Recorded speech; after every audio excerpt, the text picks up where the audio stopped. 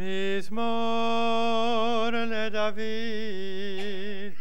אדוני אלוהי לא יחסר, בינותיך יביצני,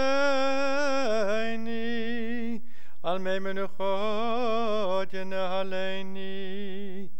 נפשי ישובב, ינחני במעגלי צדק, למען שמו. גם כי אלך בגיא צל מוות, לא יירא רע, כי אתה עמדי. שבטך ומשענתך המה ינחמוני. תערוך לפני שולחן נגד צורריי. דשנת והשם מראשי, כוסי רוויה. אך טוב וחסד ירדפוני כל ימי חיי, ושבת בבית אדוני לאורך ימים.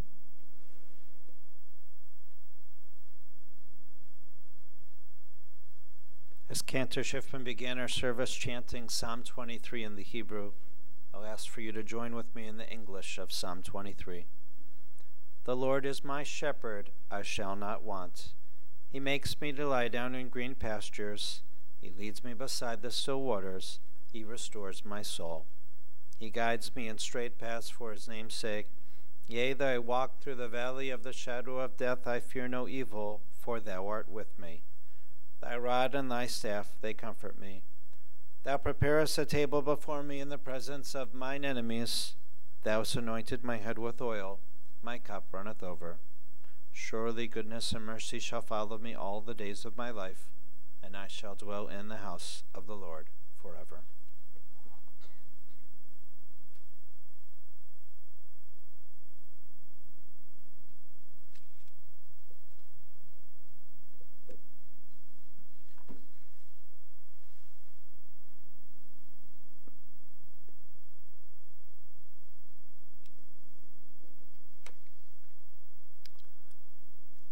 Adonai Natan v'Adonai lakach, Yishem Adonai mevarach.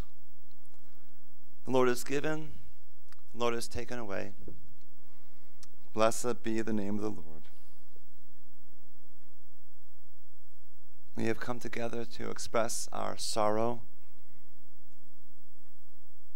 to draw strength from each other, and to honor and say goodbye to an extraordinary woman, a beautiful woman of great courage and fortitude and perseverance, of great resourcefulness, and most of all filled with great joy and love. Ruth Rosenfeld. Our hearts are heavy with grief, but we hope that these moments together help give strength to all who knew Ruth, and that the joy of the memories that we share today remind each of the joy that she brought into your lives, so that you can carry that joy with you always. I want to begin by reading the last chapter of the book of Proverbs, which traditionally is sung at the Shabbos dinner table. The husband sings it to his wife. The words are, "A woman of valor who can find, her worth is far above rubies. The heart of her husband trusts in her, and nothing shall he lack. She renders him good and not evil all the days of her life. She opens her hand to the needy and extends her hand to the poor. She is robed in strength and dignity and cheerfully faces whatever may come. She opens her mouth with wisdom, her tongue is guided by kindness. She tends to the affairs of her household and eats not the bread of idleness. Her children come forward and bless her, her husband too, and he praises her. Many women have done superbly, but you surpass them all. Charm is deceitful and beauty is vain, but a God-revering woman is much to be praised. Place before her the fruit of her hands. Wherever people gather, her deeds speak her praise. I share those words because if there ever was an Eshet Chayil, a woman of valor, it was Ruth. Ruth, who was such a loving daughter to Pina and Shifra, loving sister to Herschel of blessed memory, a devoted, loving, caring wife to Henry of blessed memory, a loving mother to you, Shirley, and to you, Art and Barbara, a loving grandmother to you, Ryan and Joshua. And I'll add also a loving machatenis to you, Sandra. Ruth's life was a difficult life, marked by extraordinary challenges. And yet, because of her courage, her persistence, her optimistic outlook, the joy and love that filled her from within, it was also an extraordinarily good life, a life filled with blessing. Blessings she helped to bring about by who she was, a blessing that was brought about by each of you and the love that you returned to her. Ruth was born November 24th, 1926 in Mizrich in Poland, and she grew up in a traditional home, stable and loving. There were always guests around the table for Shabbat meals. It was a rural area, and she spent a lot of time at her cousin's home and with her little brother Herschel, who she never heard from again and likely perished in the Holocaust. She had a good life until the Nazis came, and all the people that she knew were sent to Treblinka. None of them returned. She and her family were brought to a camp 800 kilometers outside Mizrich and forced to dig ditches for a water stream. And when she was just 13 years old, the Nazis shot her father in front of her. She and her brother managed to escape from that camp with others into the woods, where they had to deal with lack of food and water and freezing cold and fend off robbers who knew they were there and pursued them. They were driven from one place to another, sometimes hiding with Gentiles, not knowing if their help was real or if they would turn them in. In the end, the Nazis caught up with her. She was taken to Majdanek and then to Auschwitz-Birkenau, both death camps. It was in Auschwitz that she was separated from her brother Herschel, who she never saw again. And you shared with me a story that in one of those camps she had developed a fever. And of course, if you were sick, the Nazis would have you killed immediately. But luckily, there was a guard who liked Ruth, and so told her where to put the thermometer so that it would not register the fever, and in this way saved her life. After about 1.5 harrowing years, the Nazis feared the Russians were closing in and marched the prisoners to the west, away from the Russian front. Ruth ended up working as a slave laborer in a Nazi factory until she was liberated by the Americans. But she alone survived from her immediate family. And even of the entire extended family, only less than a handful survived.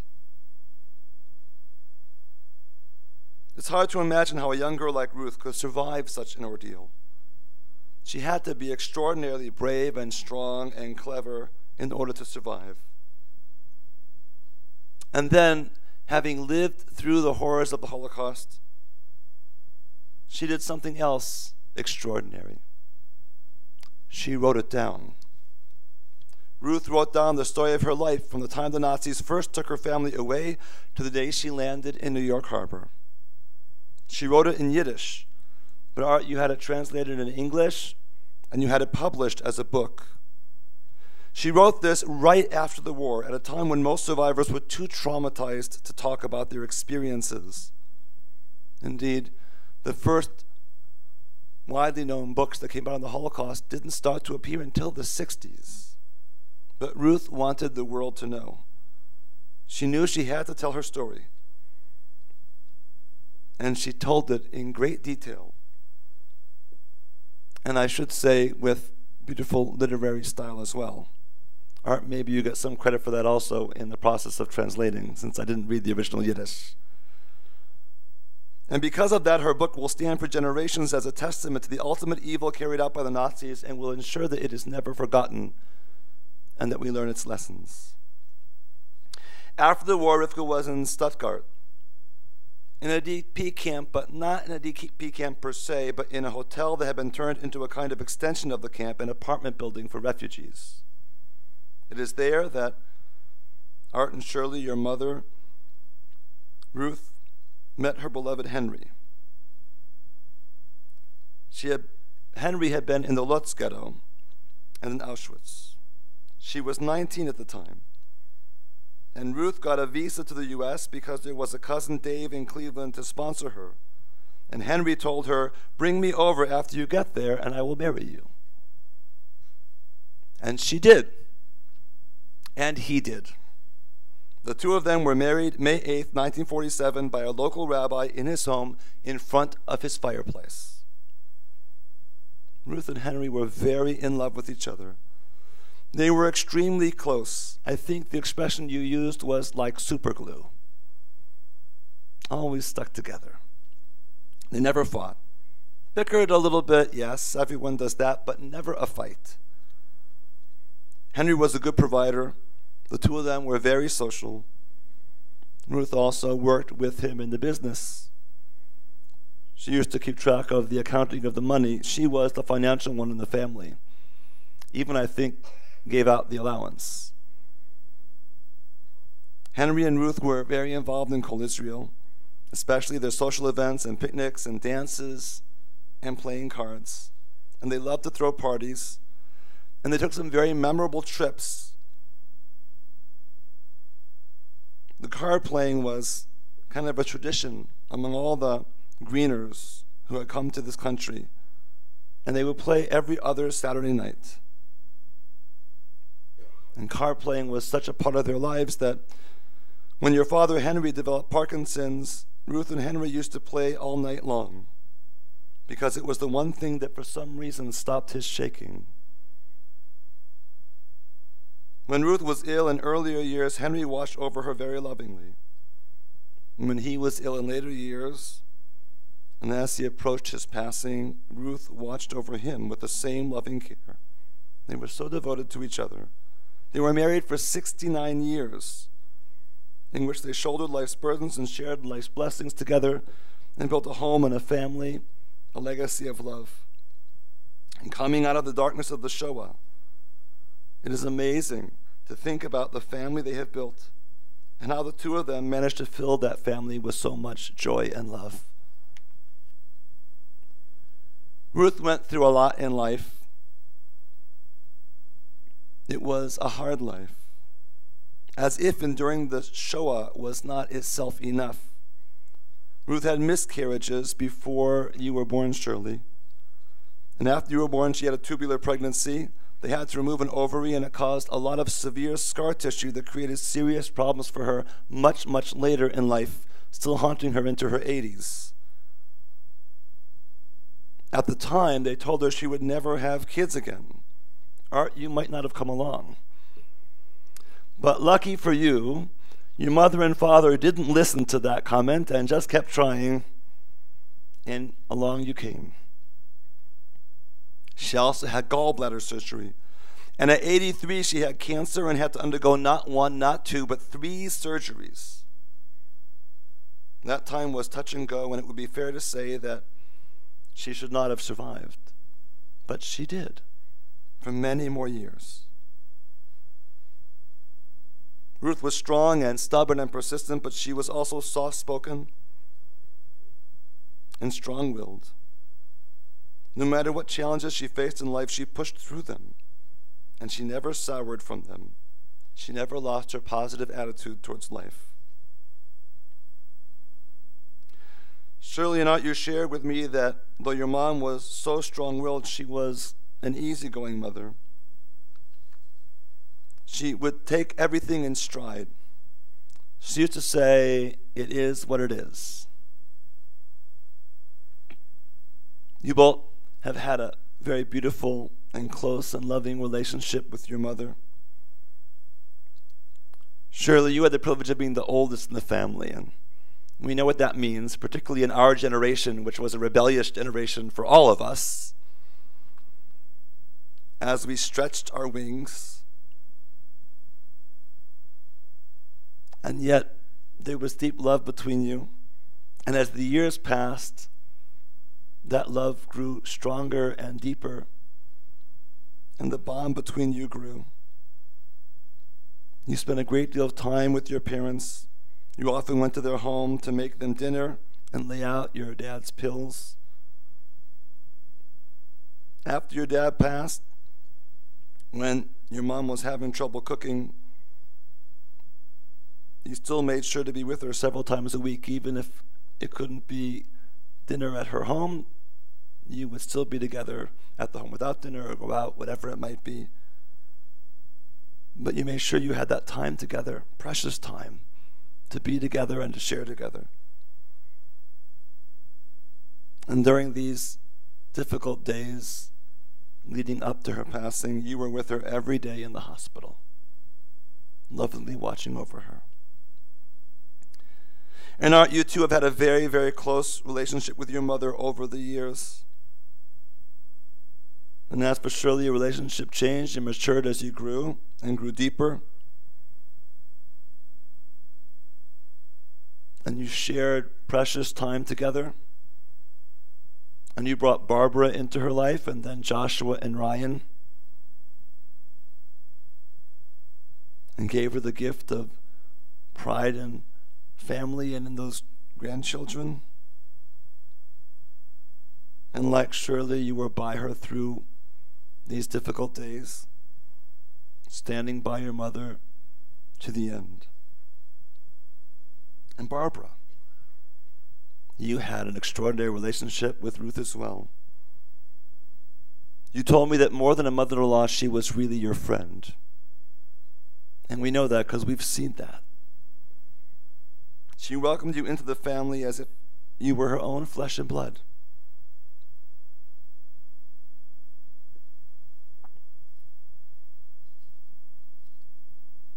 Ruth told you, Barbara, how lucky she was to have Shirley and Art. And Sandra, she told you how lucky she was to have her children and Barbara and her grandchildren. What a blessing this family is. And Shirley, just last Sunday, you were with your mom and you asked her, "Were we good kids?" And your mother said to you, "You were great kids." And you were. Ryan and Josh, your grandmother loved you so much and was so very proud of you. You were the jewels in her crown. She loved to talk about you and to show pictures of you and to brag about you and to be with you. When you were younger, she was at your simchas and events. As that became difficult, she still was at your events, at your sports and your band and your graduations, just by watching it on a recording. But she always wanted to see the pictures, to know what you've done. She loved to be with you, to play together with you, or even just to watch TV. And the two of you and your grandmother watched a lot of TV. Whatever you wanted to do, she would be with you. She just wanted to be with you. When you were growing up, your folks never had to have a babysitter. Your two grandmothers were your babysitters. And you shared how she used to buy those big chocolate chip cookies at Costco and freeze them to give them out to you each time that you would visit. And Sandra, you shared that you would go over to visit her and there would be these wonderful chocolates. You really wanted them. She would say, "Those are for the boys." Sometimes you talked her into giving one to you, but they were for the boys. And Josh and Ryan, she was so happy when you would call. And she would tell everyone, "I got a call today from Joshua or from Ryan." That made her day. She loved everything about you. And I know how much you loved her, how much she meant to you, how much you cherished that time together. In addition to playing cards, Ruth also liked to read a lot. She was an avid reader, and she liked sports, especially the Browns. And she learned to like wrestling from watching with Henry. And Henry and Ruth, I think, taught the boys to like wrestling as well. And she loved to do needlepoint. She was very talented at it. And among her creations were 4 very large Judaica needlepoints. And Bishop, she gave those to you. And the family shared with you, and you just reflected a moment ago with me as well, that they're hanging in your home. You said you were nervous to put them in the church. You didn't want anything to happen to them. You're guarding and protecting them. But the family shared with me that you had told them recently that you had guests at the home and you were showing them to the guests, and how honored you felt to have her artwork in your home. And I know the family is honored by their relationship with you as well, and it means a great deal to them that you are here today to share in remembering and honoring Ruth. God bless you for that. In addition to her needlepoint, she also loved to crochet blankets, and she loved to watch game shows on TV, and she loved to cook. And she was a good cook, but there was a formula. Every meal had to have a protein, a vegetable, a starch, and a dessert. And she made things the old-fashioned way. For example, she peeled everything with a paring knife. She wouldn't use a peeler. In fact, she did not like to use any kitchen equipment or gadgets. They weren't necessary if you knew how to cook. All you needed was the basics. And there were certain standard methods of operation, like all the vegetables were boiled. Didn't matter what it was boiled. She also liked to make her own gefilte fish for Passover. And in later years, when it was too hard for her to do that, she would buy gefilte fish. And then she would take it home and mash it up and mix in her own ingredients and spices and remake it her way to serve to the family. And Joshua and Ryan, I think you reflected on how much you liked that gefilte fish that she made and remade.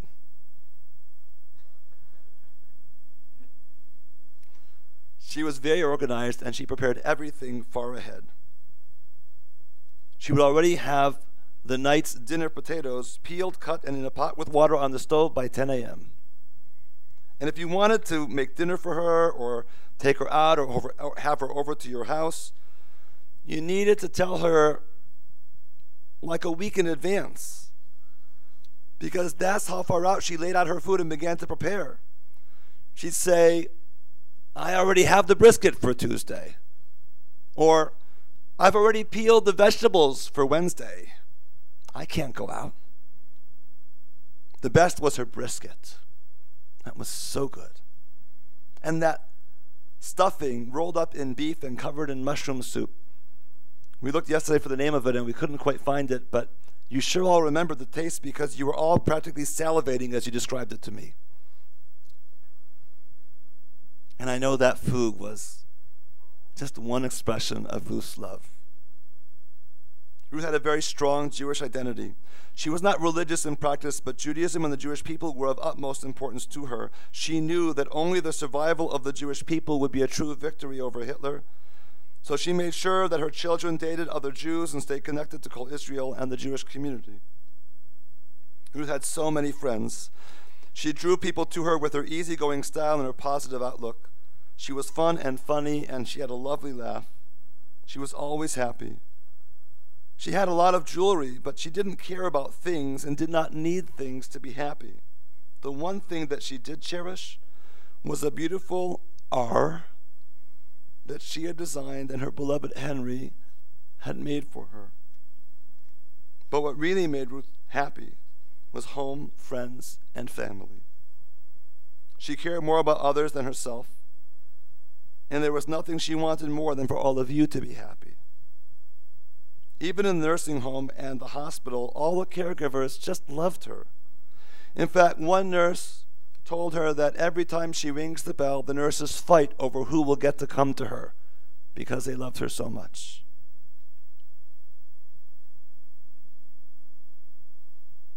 I said to you when we were together that you would think when somebody lives a very long life, it would make it easier to say goodbye. We wouldn't feel the same grief because we'd say they lived a good life and we were blessed to have them with us for so long. No one can live forever.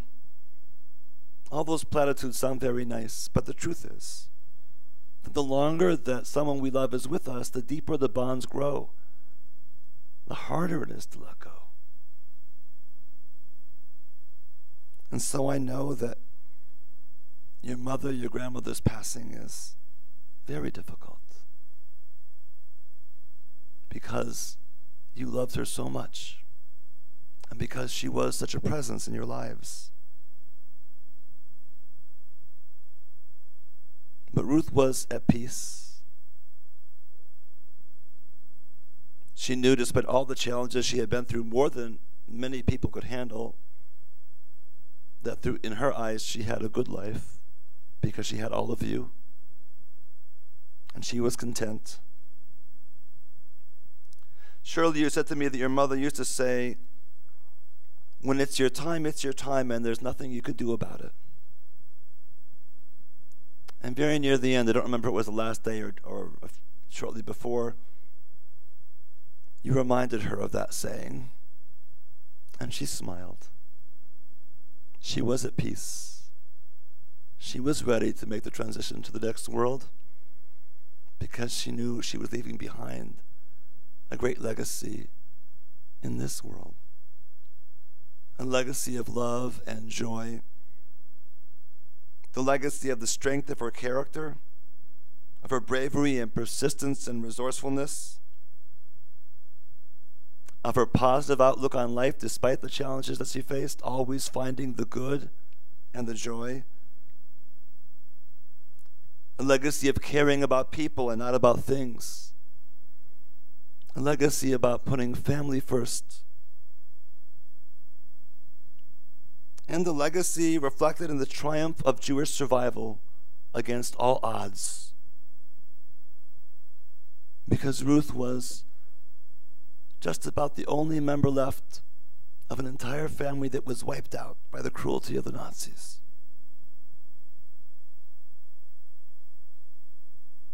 But from the ashes rises something beautiful, this family that she and your father, grandfather Henry created.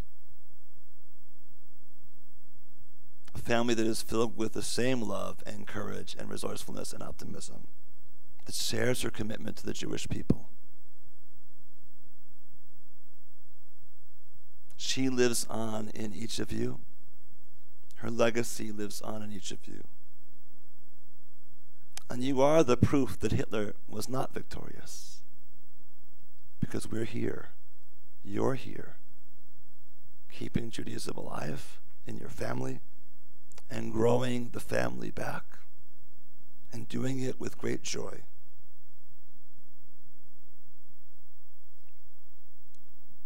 At your father's funeral, I talked about Hanukkah because it was the next holiday that was approaching. And here we are again. I think it was a little closer at that time. It's a little farther away now. But she also passed away when the next holiday on the calendar was Hanukkah, which is approaching on the Jewish calendar.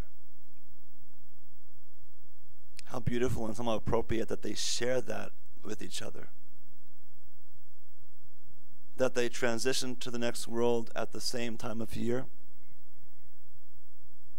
And that should remind us that they are there together. That Ruth is reunited with her beloved Henry. That they're able to hold each other in their arms, look into each other's eyes, maybe even play cards together. And I said at your father's funeral that there is a beautiful Hebrew song that Barbara knows better than anybody because we teach it to all of our religious school students. And I want to take a moment to say that all of us in the synagogue, Art and Barbara and the whole family, we share your pain We love you. You are such a part of our congregational family on so many levels. And Barbara, you do so much for our family and our children. We want you to know that we're there for you as a congregation because we love you. And we're with you through this loss. And at your father's funeral, I said the song I was thinking of was Banu Choshech L'Garesh. Right? That we come to banish the darkness. It's a reference to the Hanukkah candles, right? Which is seen as a metaphor for pushing darkness out of our lives, for pushing away evil and suffering and hurt and pain, and finding joy and light. And I said then that your father's life was an example of Banu Choshech L'Garesh. And if your father was, then your mother was also. Maybe even more so. She pushed away the darkness. She found light everywhere she looked when others would not. May it be that as you embrace your mother and your grandmother deep in your heart and soul, that you always find light and joy. That she gives you the strength to have the same optimistic outlook on life, to respond to the world with love and blessing and happiness, to find contentment. May you carry your memories of her in your heart and mind and soul. May they nurture and comfort and support and guide and inspire you, so that she lives on through you and you always feel her light. May her memory always be for a blessing. And we say it together, Amen. Please rise for the memorial prayer.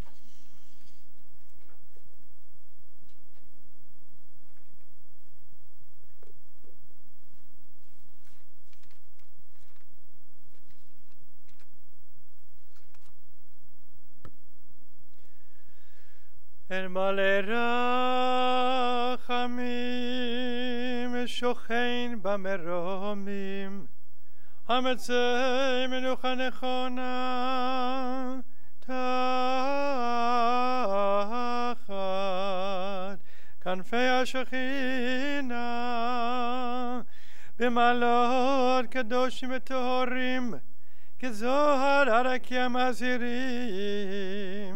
את נשמת רבקה ופינה ושפרה שהלכה לעולמם בגן עדן תהא מנוחתם.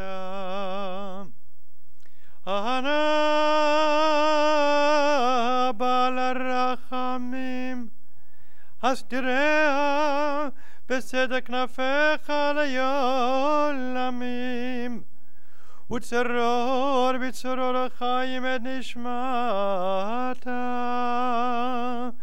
אדוני הוא נחלתה ותנוח בשלום המשכבה ונאמר Amen. Exalted, compassionate God, we pray that you grant infinite rest in your sheltering presence among the holy and pure, to the soul of our beloved Ruth who has gone to her eternal home. O merciful one, we ask that she find perfect peace in your eternal embrace. May her soul be bound up in the bond of eternal life. May the Lord be her portion. May she rest in peace. And we say it together, Amen.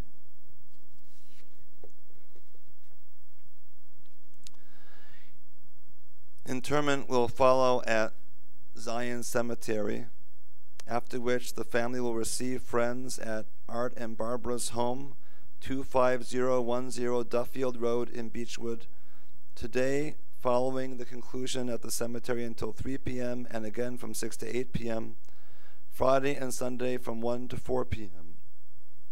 Those that would like to make contributions in Ruth's memory may make contributions to the Kol Israel Foundation.